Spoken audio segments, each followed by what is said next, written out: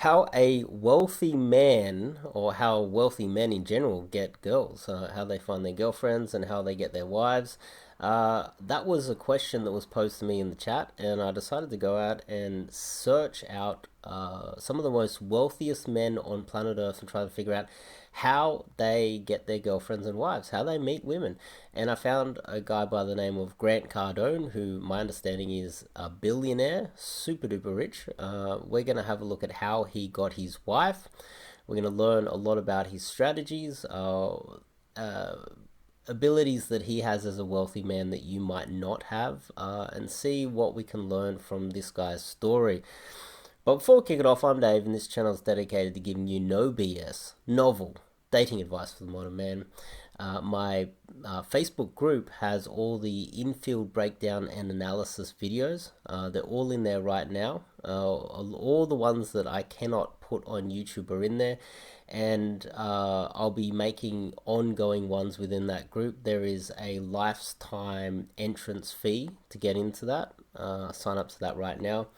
And on top of that, top link in the description to get some coaching with me.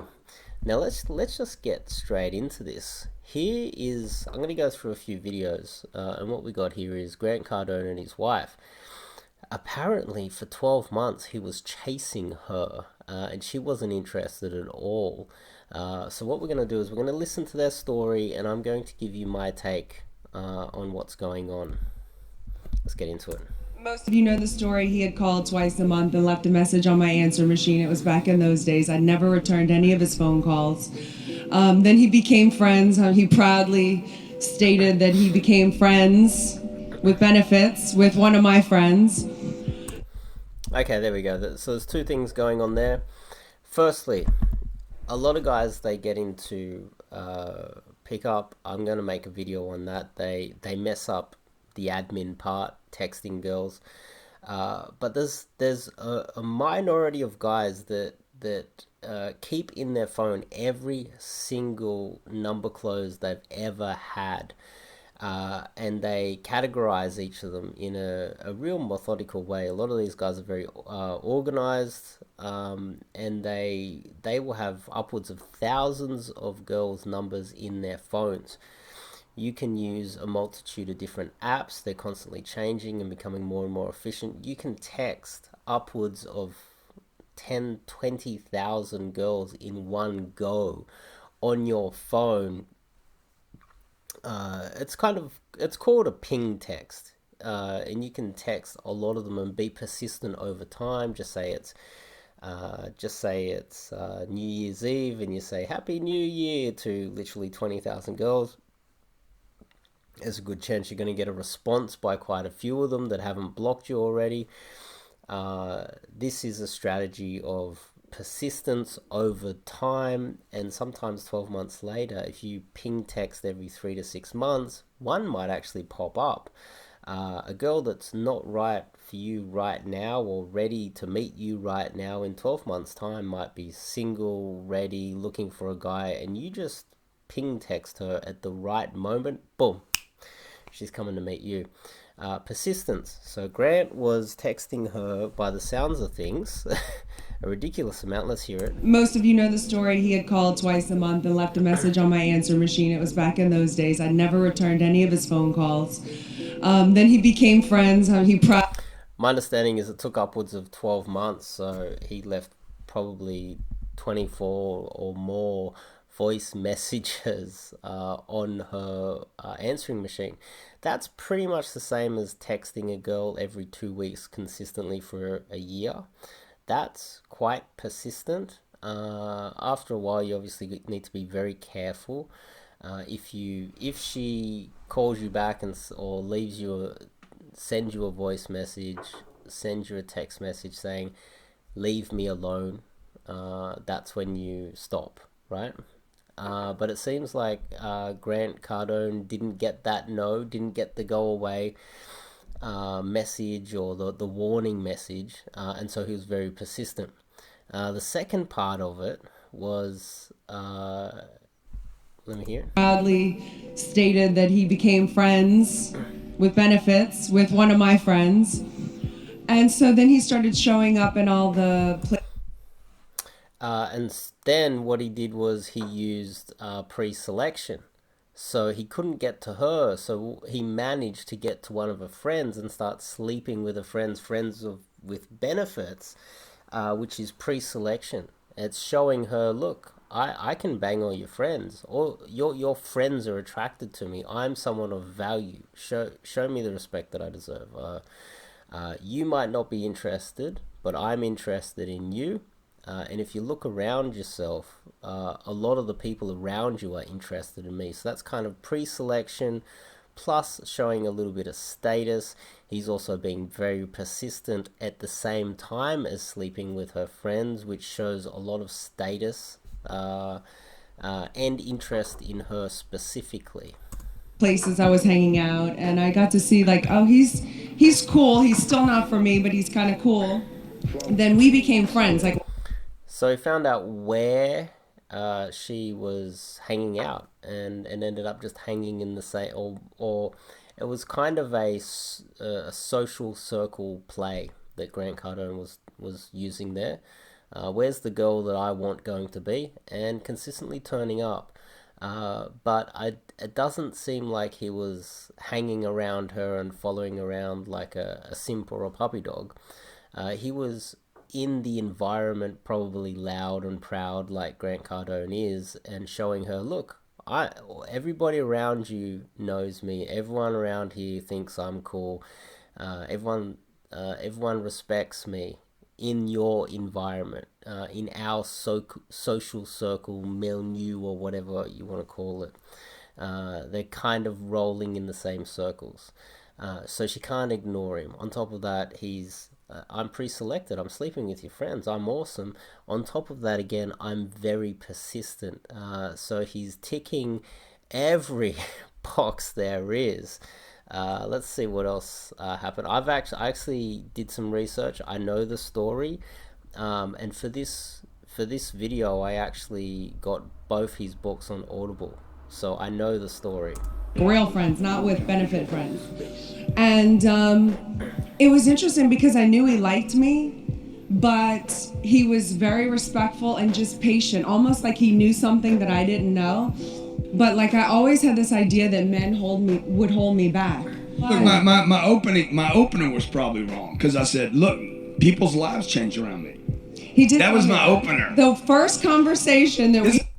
So there's another two things happening there. A lot of guys, they hang out with a girl as friends, and they get slotted into the friend zone. But Grant Cardone's a salesman. He's a closer, right? A closer doesn't have to worry about being locked into the friend zone, does he? You just need a closer to hang around long enough, and he's going to close you.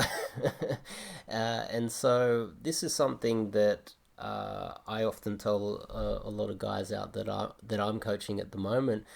You can friend zone a girl, and you can work on it from within. And with practice, you can close from within. There's a lot of guys, what happens is, it is the fear of rejection, okay? And Grant understands that he can be persistent, get rejected over and over and over again. He'll keep coming, pretty much until she'll tell him to go away, okay? So he doesn't fear laying it out on the line, and that's what guys that get friend zoned are afraid of. So he had no problem friend zoning her, knowing that, okay, we're going to be friends, and when the moment to strike comes, I'm going to make full use of it, and I'm not going to fear her rejecting me and losing the friendship, because I'm after the relationship. That's the closer mindset, right?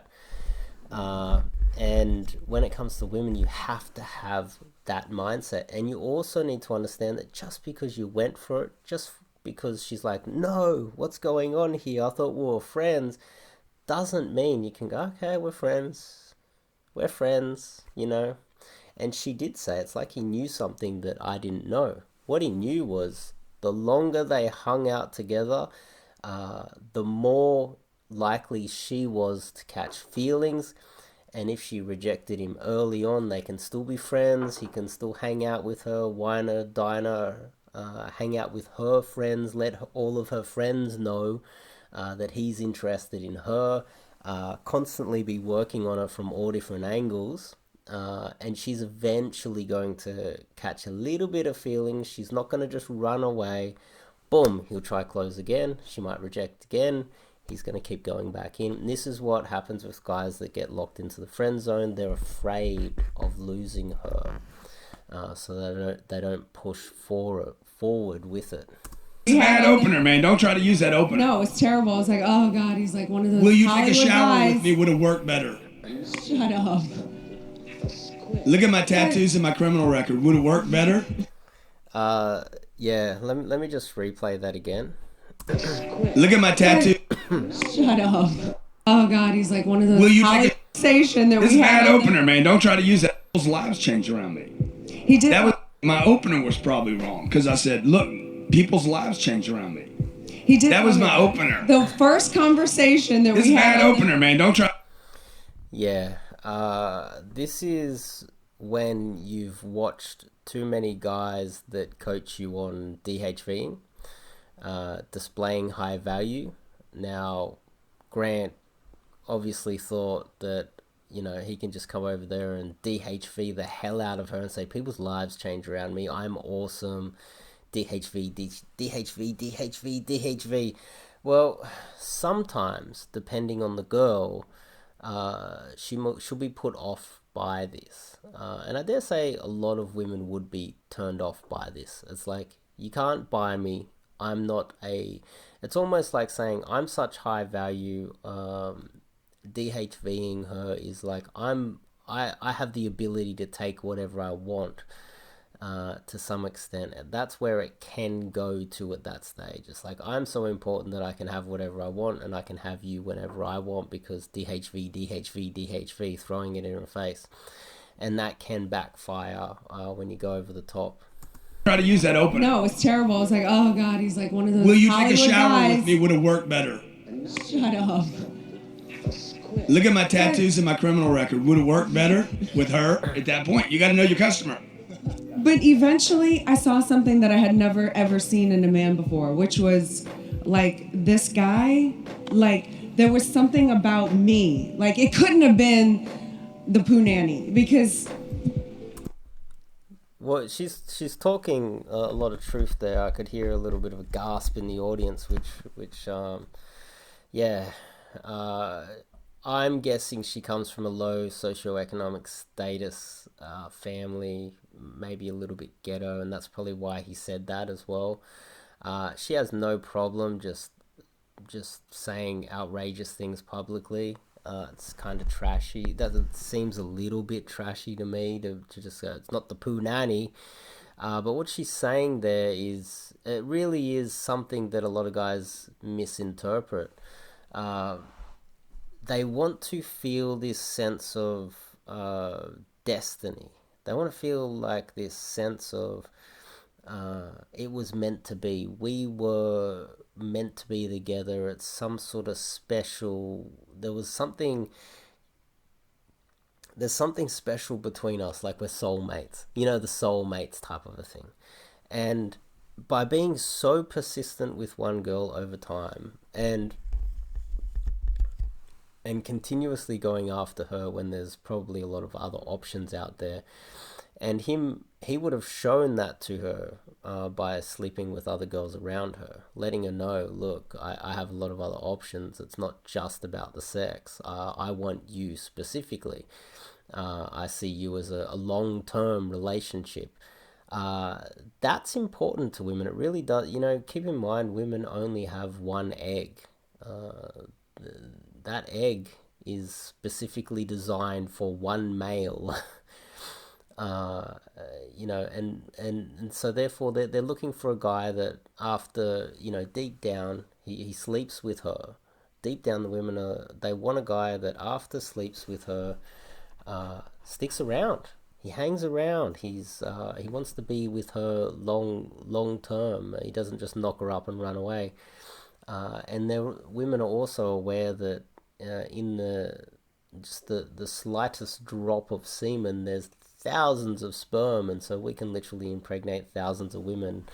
That'd be very difficult, but we literally can. And that is their fear. Being deep down, it is a very dangerous situation for women to be knocked up, become pregnant, and have some rogue guy run away. So deep down, they look for that guy that wants her for her, not just, as she said, the punani, which seemed a bit of a risque thing to say publicly, but it's very, very real. It's a real thing, and you guys at home can learn a lot from this. What we've learned so far is pretty in-depth type stuff, but let's continue. I don't know, because like he would have gone away by now. Like it was just not happening. So he would have gone away. I think you guys really need to hear what she just said, right? A guy doesn't keep the guys in the room that want a good girl. A woman will submit to commitment. Submit to commitment. You know, I called my mom. I said, "Mom, I met the girl I'm gonna marry." And my mom's like, "Have you guys been out?" I said, "No." She doesn't want anything to do with me. And my mama said, she says, "Grant, it takes two." And I hung up with her. I said, "Thank you so much for telling me that." I hung up with her. I said, "Oh, I know for sure I'm going to get her, because it doesn't take two. It takes one. It takes one person to have a commitment." It's amazing how he thinks. I don't fully understand how he thinks that way, but yeah, Grant's the type of guy that I like to hang around with. Someone that's very positive, even if it's very difficult. Someone that's very motivating, very motivational. The most impossible thing is in front of us, and we're gonna do it. It's like, it's delusionally positive, but the type of person you want to have around. I didn't need her, especially when it comes to pickup. You want a wingman like that. You want a buddy like that's ready to go to war in the nightclub with you. Agreement. I needed to not back away from my own agreement. Whether it's an apartment deal I'm buying, Elena, whatever, man. I make a commitment. An apartment on my wife, and you can see her face. She's like, I'm like an apartment. Like, you know, whatever it is, I'm committed. And then I just gotta work it out. Water beats a rock. I'd call her up. I mean, I had every message I left. I didn't talk to her. I left message. You guys remember message machines? Of course you do. You grew up on them. So she was probably listening to the message live. I would call in. She just didn't pick up, right? So I would leave a message. "Hey, Grant here. I'm down in San Diego right now, you know, sunset, and just thinking about you." The next message would be a little different. Like every time I just changed them. You know, saw you the other day over at, I'd start running into a proximity, right? It's all a sales cycle. So you're like, you got to close the proximity to the target, right? The closer you can get to the target, the closer the 10X brothers can get to me, or to get to people that can help them. But it ain't going to happen in your living room. Yeah, and for you guys at home, meeting the girl of your dreams isn't going to happen in your living room. Come out and do a boot camp. Because I mean, man, you had to be obsessed to get Elena's attention. I don't even know the story with that. I was actually hoping to be able to talk to you, ask you some questions about that. I think there's a lesson here to be learnt just by this guy's eye contact. Now, a lot of guys, they talk about, okay, they literally talk about, okay, should I have really good eye contact with the girl? Should I have good body language? How's my shoulders? Is my hand in my pocket? Or, you know, as some guys are saying, like, your hand's in your pocket, you don't have good eye contact, your body language is all off. These are all the small little 1%ers, in my opinion. And when you're trying to get good at pickup, all the big things matter. And if you have a look at this guy's eye contact, his eye contact is perfect. He's staring Grant Cardone straight down. And let's have a look at him. The average. But let's turn the sound off a little bit. He looks scared. Great eye contact, but he looks like literally he's shitting himself. Okay, so you guys out there that think, okay, well, eye contact, so important. Well, do you look like that? Like a deer in the headlights, of a Mack truck? You know? You get what I'm saying, right? I just thought I'd throw that in. To get Elena's attention, I don't even know the story with that. I was actually hoping to be able to talk to you guys. He's stuttering a little bit. His voice is quite deep, but he's stuttering a little bit. The only real giveaway is the stutter. If you really break this down as if it was an infield, pretty much he's ticked all the boxes except for the little stutter that you would say he gave away. But visually you can just see it. He's shitting himself. He's scared of Grant. He sees Grant as more important than him. Grant's like this god, standing in front of him. And this is what a lot of you guys look like sometimes. You're like, I had great eye contact, deep voice, I was standing all alpha, but the girl could just see that you were literally shivering in your boots. You were scared. In your London Daygame model leather boots and leather jacket, you were just like shitting yourself, I just thought I'd throw that in. It's something that for you guys to think about. Some questions about that. See, Grant, this guy's got great eye contact. Grant's like, yep, this guy's scared of me. I own the room. I'm the master of this environment. You guys get what I'm saying anyway. I called her 26 times, man. No return phone call. 26 times in 13 months. Yeah. No return phone call. Yeah, that's right. Okay, and then it sounded like at the end there you actually were able. You got the gun range. Yeah. Well, I mean, I never like I kept trying to impress her with what I said rather than asking her what did she want to do. However, I don't think a lot of people said, oh, you should have just asked her what she'd like to do in the beginning. She'd have gone to the gun range with you from the get-go, but I don't think so. I think that I had to keep showing up and show her the kind of man I am to ever get her attention. Like, she just wasn't ready. So I could have said red, blue, guns, elephants, money, not money, whatever. It wouldn't matter. She wasn't ready. So, but just because she wasn't ready doesn't mean she wasn't the right person for me, and that's what I kept telling myself. Just because a customer's not ready doesn't mean I'm not the right solution for them. So I'll just fill in the story here, and I think this is important. He kept poking around, finding out information about her for 12, 13 months. He just said he called her 26 times. So once every 2 weeks, he left a voice message.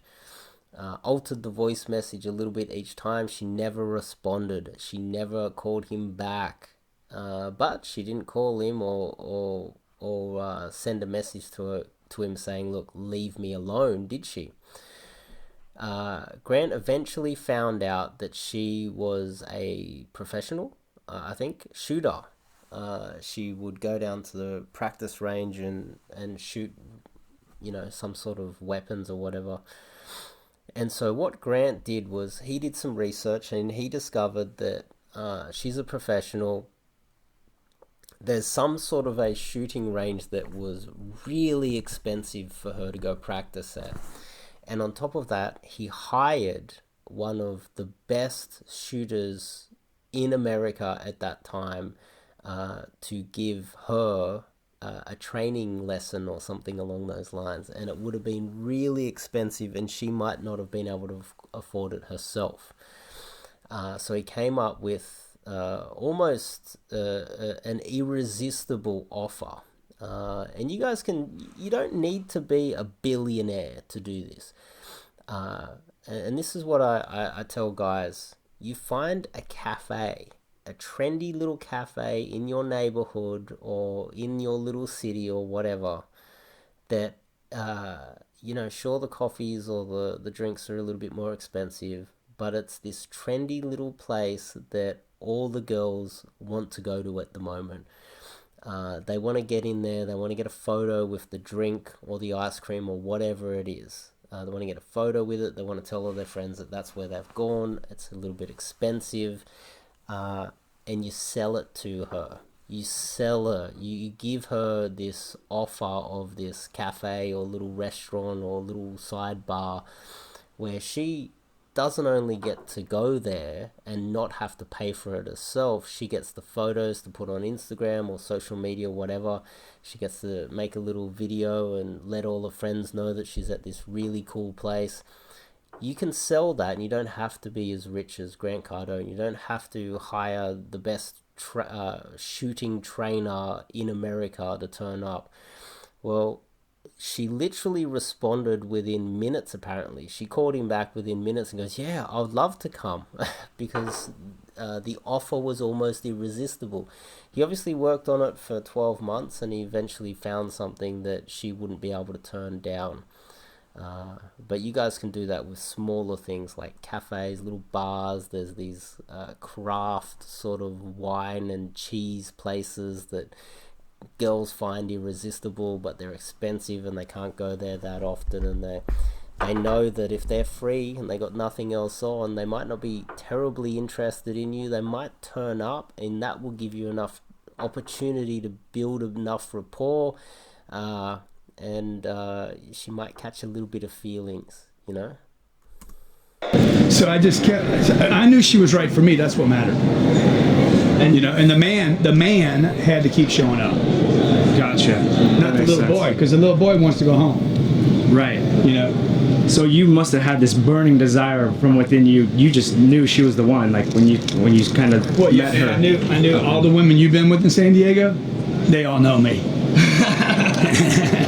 Yeah, no, it's all good. Yeah, I met this amazing woman up in Santa Barbara, and actually, I was been reading your book, Be Obsessed or Be Average, and I've been obsessed. I knew that's the only way. Yeah. Right? Now you got to figure out how to do the deal without looking like a freak, you know, because it can come off as a weird kind of freaking, you know, flow, right? I like this suit too, by the way. The other guy, I don't like the way he's dressed. I like this white collar, the blue suit jacket. You know, he's put together. He is rich though, but he's put together quite well. Just something to take note of. So you got to figure out how to get her to want to move toward you a little bit. Definitely. So you got to kind of play a little game with the energy.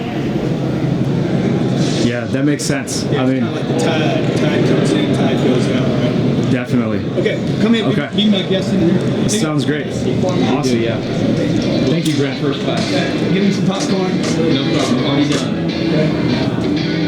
Honestly, I hope these guys don't get divorced. I hope Grant doesn't get screwed over. But yeah, I think this was an interesting video, an interesting lesson for you guys. I think we learned quite a bit. Anyway, for you guys at home, Facebook group, all the infield breakdowns, you can join up to that right now. I'm still going to be uploading infields inside that Facebook group. You don't have access to a lot of them on YouTube. Some of them I won't be posting on YouTube. I'll be very careful what I post on YouTube. I don't want to lose this channel. I don't want to be causing any trouble with YouTube. So that Facebook group, there's a one-off payment to have lifetime access to that group. Just letting you guys know. And if you want some coaching with me, top link in the description, and I'll go all Grant Cardone on you guys and just go, look, you need this coaching. This is going to change your life. When you meet people like me, you know, lives change. Yeah, I guess that's kind of what Grant Cardone would have said. I'll see you guys in the next video.